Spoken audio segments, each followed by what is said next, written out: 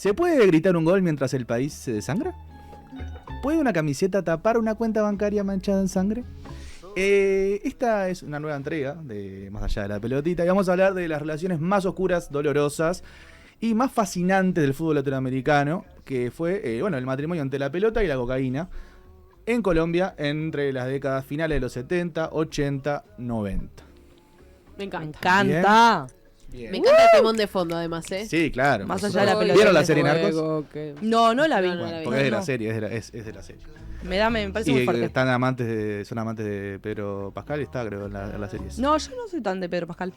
Vos, Eli, sí. ¿No? No. Tampoco. Tampoco. Era yo nomás. Bien. Sos vos, que lo que te gusta, me gusta, dale que te pero no tanto. Bueno, en los años 70 había una crisis institucional en Colombia y así como había en Colombia, también en los equipos de fútbol había una crisis financiera. Todos los cuadros estaban endeudados. Generalmente muchos equipos en Colombia desde hace mucho tiempo, los clubes son en su gran mayoría sociedades anónimas deportivas, como ahora hay algunas, no son tanto de sociedades sin fines de lucro como acá. Y esto había estadios vacíos, como que no había un auge por el fútbol, por más de que es un deporte bastante popular o el más popular en Colombia. Años 70, dijiste, Años ¿verdad? finales de los 70. Y ahí aparecen los capos del narcotráfico. Está Pablo Escobar, que lo conocemos todos, Se ¿verdad? puso interesante la cosa. Pablo Emilio Escobar Gaviria en Medellín, que Pablo Escobar no era que era el dueño de... Hay dos equipos en Medellín, está Atlético Nacional de Medellín, que es el equipo más grande de la ciudad paisa, y Independiente de Medellín. Se dice que Pablo Escobar era hincha Independiente, pero bueno, defendía a Atlético Nacional porque era el que más podía, porque se hablaba mucho de el fútbol a través de conquistar cosas, siempre el fútbol y poder conquistar, hacer conocida a Colombia o ser el mejor de América o ser como a partir del fútbol vender este modelo de negocio también para el mundo, porque él quería un narcoestado también, o sea, era lo que quería en su momento. Pero siempre era ante Testaferro lo que aparecía, no era que era Pablo Escobar el dueño. En Cali, solo el América de Cali, que es uno de los equipos, acá tienen los tres, está Pablo Emilio Escobar Gaviria, Atlético Nacional de Medellín, los hermanos Rodríguez Orejuela, Las caritas dan mucha que tranquilidad. es Gonzalo, es el principal, que sí era el dueño como para pedirle plata sería peor antes que prestarle, Beto, te digo. Que es era el dueño de la América de Cali, que es un equipo que no tenía mucho poder, nunca había salido campeón, nada, y misteriosamente en la década de los 80 salió pentacampeón de Colombia, el único que tuvo un quinqueño en Colombia, campeón seguido, 5 veces seguidas de Colombia, pero también perdió 3 finales de Copa Libertadores seguidas. Perdió en el 85 con Argentinos Junior, en el 86 con River y en el 87 con Peñarol, una final súper conocida donde en el último segundo los relatores colombianos estaban gritando campeones y hace un gol Diego Aguirre, el actual técnico de Peñarol, y sale campeón de América. ¿Victoria Muy de bien, quién? Mancha ahí. ¿De Peñarol? Y la relataste con orgullo. En Chile. además. No lo puede decir. No, pero es un dato histórico. Y después, 10 años después, volvió a perder. Es un equipo que llegó 4 veces a la final de Libertadores y perdió las 4 finales, que es el América de Cali. Pero un equipo que antes de que aparezcan los Rodríguez Orejuela, no existía. Claro. Y en la capital, en Bogotá, el equipo era Millonarios con el conocido Gonzalo Rodríguez Gacha, que era muy conocido, decían el mexicano, que dicen que era el más sangriento de todos estos narcotraficantes, que era muy conocido por eso, por ser totalmente, no tener escrúpulos, como quien dice.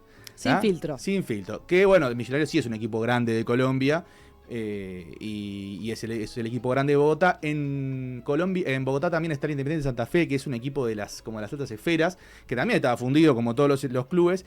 Y se decía que unos inversores de Cali, que venían de Rodríguez Orejuela, habían puesto plata y eran los que bancaban al Independiente de Santa Fe, que es el otro equipo de Bogotá. En ese momento, en el espectro de los 80...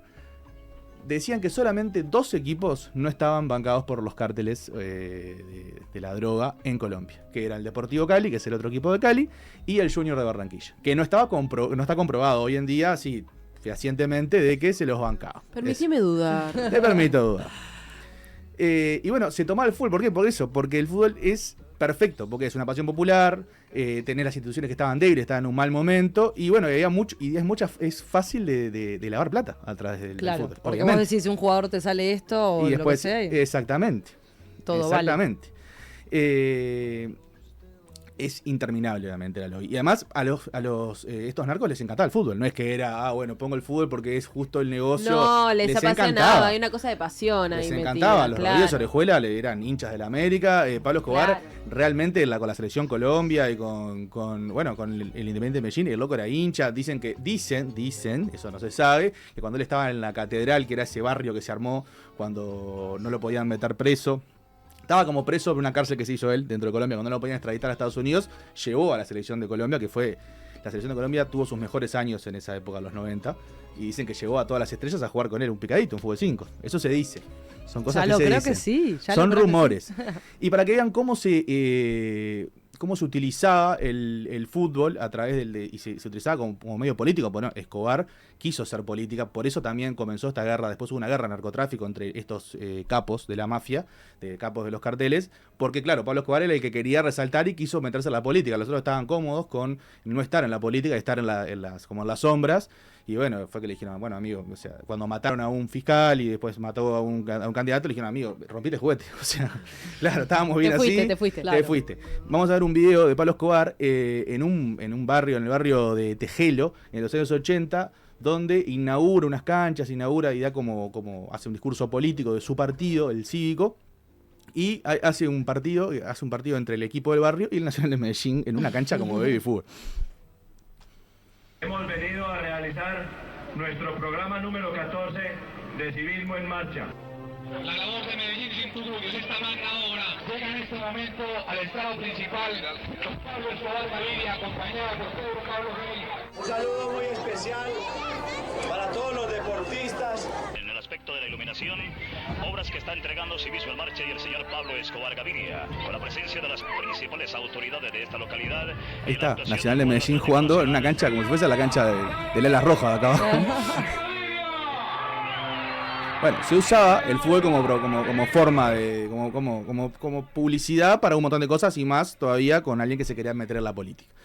Esta era la época, fue como una segunda época dorada del fútbol colombiano. La primera había sido con la llegada de algunos jugadores como Di Stéfano, en la época del 50, que también había sido como el primer dorado, se le dice. Pero los 80-90, como le decía, el fútbol colombiano explotó con la América de Cali como siendo finalista 3 veces, que pierde la final. Nacional de Medellín, el Atlético Nacional, que es el equipo que bancaba a Pablo Escobar, es campeón de la Copa Libertadores, el primer equipo colombiano campeón de la Copa Libertadores en la historia, y el único con 11 Caldas, pero recién en 2004 hubo otro equipo que salió campeón en la Copa Libertadores, que se llama 11 Caldas, un equipo más chico, y después Nacional de Medellín repitió hace un par de años, pero fue el primero que salió campeón. Y la selección de Colombia clasificó después de como 50 años a 3 mundiales seguidos. Clasificó en el 90, en el 94 y en el 98. En el 94, en las eliminatorias para el 94, con una Argentina que había salido 2 veces campeón de América, como ahora, y con un Maradona que estaba en la tribuna porque se había retirado, había vuelto, y no sé, estas vueltas que tiene el Diego. En el Monumental de Núñez le hizo 5 goles a la selección de Argentina. Esta Colombia, con figuras como Rincón, Asprilla, Valderrama, que era... Valderrama no lo tiene, obvio. el de los pelos amarillos. El pelazo. No, yo no. ¿No? No, Bueno. te fallo ahí. A ver, tenemos un video del relato de Marcelo Araujo, que era el relator argentino que ¿De ese cómo partido? relató ese 5-0, sí, de los goles, hace un recopiladito chiquito. Ahí está Valderrama. Ahí está Valderrama, ese pelazo. Mira cómo Este corre. es Freddy Rincón. Jugaba precioso esta selección. Eso es. Ahí está el Mira Diego el T. Diego. Devuelve Herrera, prefiere buscarlo. Requemado. Sí. Al jugador Asprila. ¡Asprila! Señoras y señores, este es Leonel Álvarez. Era el señoras y señores. Que no alcanzaba Rincón. Ah, Señoras y señores. Era Se el hacía lo que silencio sabía. de la cancha, ¿no? increíble. Arranca otra Goico, vez. el golero Goico. Después hay una... Señoras y señores. Asprila, la pedía por adentro Valencia. No. El partido está 5-0 en 39 minutos del segundo tiempo. Señoras y señores. Los Señoras y silbidos. señores. Bueno, esto fue en Argentina. Se podría hacer una columna de esto. Hay los programas de televisión después de este partido de Argentina. El gráfico Es que como el Maracanazo. que es una revista. El gráfico que es una revista muy conocida de fútbol que salía semanal. Después de este partido, la tapa era toda negra y decía Luto. vergüenza. Ah, Sí. vergüenza nacional. Exactamente.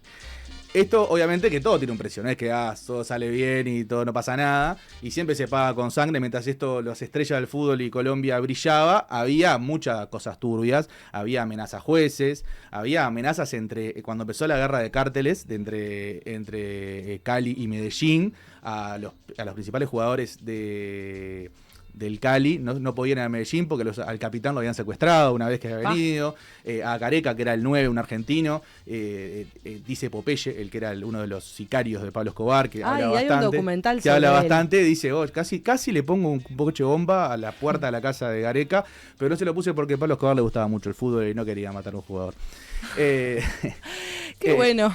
Hubo periodistas deportivos, obviamente que los periodistas deportivos no se decía nada por miedo, obviamente. Había un periodista del Espectador que lo mataron, porque esto a la prensa, si mataban políticos, a la prensa también, obviamente. En el 89 el árbitro Álvaro Ortega es asesinado porque cobró algo que no tenía que cobrar, una final entre Atlético Nacional y América de Cali. Ese año el fútbol colombiano se suspende. En el 94, Mundial de Estados Unidos, Colombia venía con mucha expectativa. El año anterior había clasificado a octavos de final, que a propósito de su historia venía con mucha expectativa. Este cuadro que venía de ganarle 5-0 a Argentina, y queda fuera en la fase de grupos, perdiendo el último partido con los Estados Unidos, que era el local, y donde el primer gol se lo hace en contra el defensor Estella, que era de la selección de Colombia, que era Andrés Escobar. Y lo que pasa es Chau, que amigo. tenemos el gol en contra para verlo, para que lo vean, a ver si Ay, va para no, tanto, no, no va pobre. para tanto. Claramente no va para Pobre tanto. loco. Monien ennakkosuosikki Colombia sortui näpertelyyn ja putosi jatkosta. Ahí tenemos el grupo, que era Rumania, Estados Unidos, Suecia y Colombia. Acá está el gol en contra. Ay, pobre tipo. Pobre Andresito. Y ese gol Ay, la cara es... Bueno. le costó la vida Soy boleta. a Andrés Escobar. Ah, Literal. ¿real? En la salida de un boliche lo matan a Andrés Escobar. No se sabe por qué Perdón, bien. ¿es algo de Pablo? No se sabe por qué bien. Hay como muchas versiones. Hay versiones de que supuestamente gente allegada al cartel como que le estaba tomando mucho el pelo y él reaccionó como que estaba esperando que reaccione, y cuando reaccionó lo mataron. Pero fue una cosa que fue un golpe tremendo. Hay un testimonio de Valderrama, que era el capitán de ese equipo, de la figura, por muchas formas, por la forma de jugar al fútbol, que era bellísima, y además por el pelo y por toda esa cosa. En esa época era como algo raro, que cuenta cuando se enteró que habían matado a Pablo Escobar. A ver.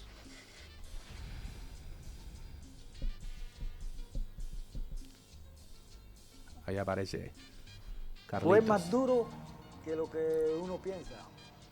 Porque yo me quedé después de la eliminación, me quedo ya en Los Ángeles, me quedo con la señora.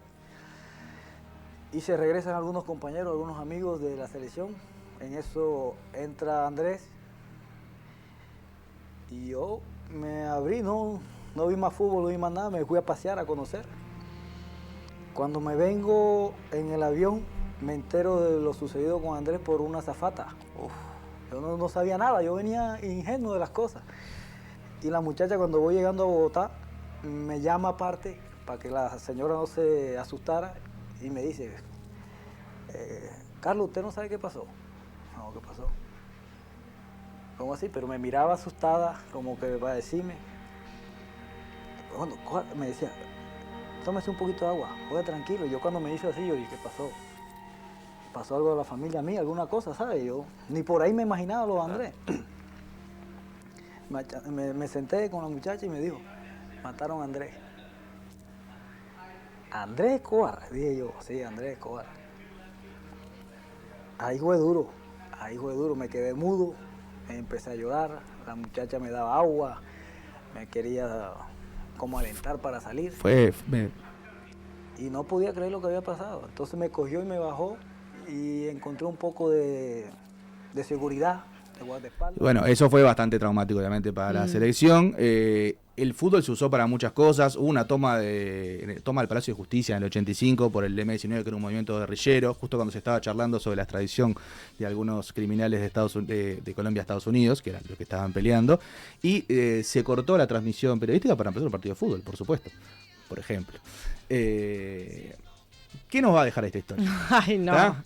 ¿Qué no nos deja esta ¿Qué historia? nos va a dejar esta historia? Y nos va a dejar un Acá par en de... los comentarios miedo. dicen, por ejemplo, entonces la conclusión es que Marcel financie a los cuadros grandes para que ganen copas Bueno, es hincha de internacionales. Nacional. Lo dejo por ahí. No, tira la idea. No. La Nos van a venir a buscar. La historia del narcofútbol colombiano no es solo una historia de criminales y pelota, es una radiografía de cómo está el país en ese momento, un país desbordado, estructuras débiles que pueden ser tomados por intereses mafiosos cuando pasa esto.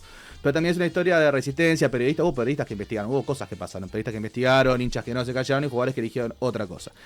Hay 3 anécdotas, voy a sacarla de Higuita, pero Higuita, que era el golero de esa selección y el Nacional de Medellín campeón, era amigo de Escobar y él dice que fue amigo de Escobar, estuvo imputado por un secuestro de uno de los últimos crímenes de Pablo Escobar en la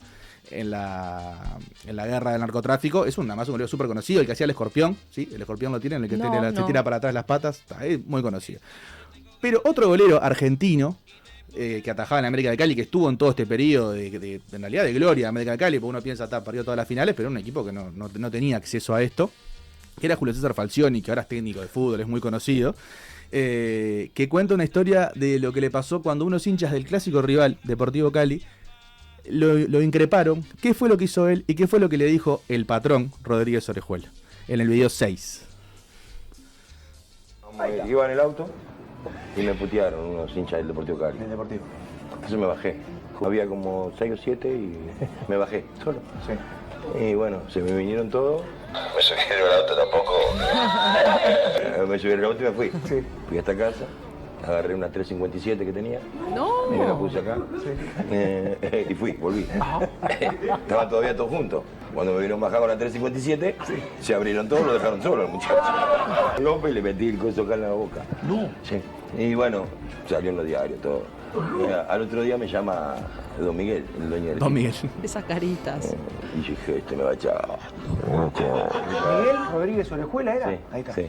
Qué cagadón que hice. Con suerte me echaba. Entonces llegó y la próxima vez que saque un revólver y no tire, tiene quilombo conmigo. Bien.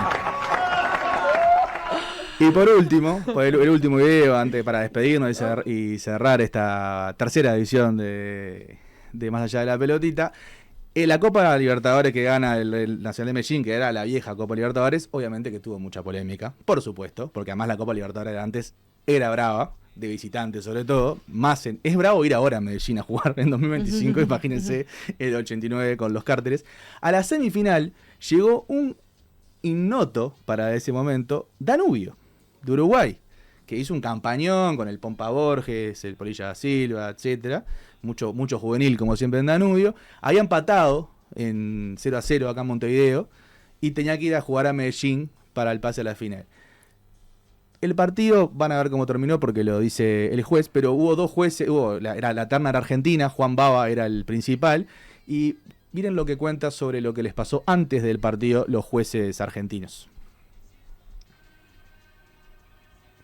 17 de mayo de 1989, los árbitros argentinos Carlos Espósito y sus 2 asistentes, Abel Neco y Juan Bava, viajan a Medellín para arbitrar el partido de vuelta de las semifinales de la Copa Libertadores entre Atlético Nacional y Danubio. En la ida habían empatado a 0. Espósito recordó cómo desde el minuto 1 en Medellín fueron coaccionados y amedrentados. De ahí, por la montaña de Medellín, sí. Ahí no iban diciendo de dónde habían matado a un árbitro. Era como una blande, ¿viste? Le estaban sembrando el terror. El conocido árbitro argentino, en una entrevista con Radio La Red, también recordó cómo fueron amenazados por el famoso sicario Popeye y varios integrantes del cartel colombiano de Pablo Escobar, ferviente seguidor del verde. Golpean de vuelta a la puerta y le digo a Baba, yo ya estaba en la cama, le digo a Baba, Juan, levántate y... Abrí que traen el agua, abrí que traen el agua grande, ¿y? Y entraron 4, uno con la ametralladora, a Ñeco le pusieron una 9 milímetros en la cabeza, y de atrás de ellos entró el famoso Popeye, bien vestido, traje, corbata, y bueno, con una maleta. Lo abrió y nos dijo muy simplemente, así, dice, mire muchachos, acá hay $250.000. Es de ustedes, llévenselo, tranquilos, acá van a salir de Colombia sin problema. Y bueno, nos miramos los 3 y a mí se me ocurrió decirle, porque sabía cuál era el pensamiento de la arbitraje argentino, de mis compañeros también. Dije, mira, nosotros acá, antes de eso nos rompieron todo, o sea, teléfono, no dejaron un cable sano, arrancaron todos los otros que estaban todos drogados, todos dado vuelta.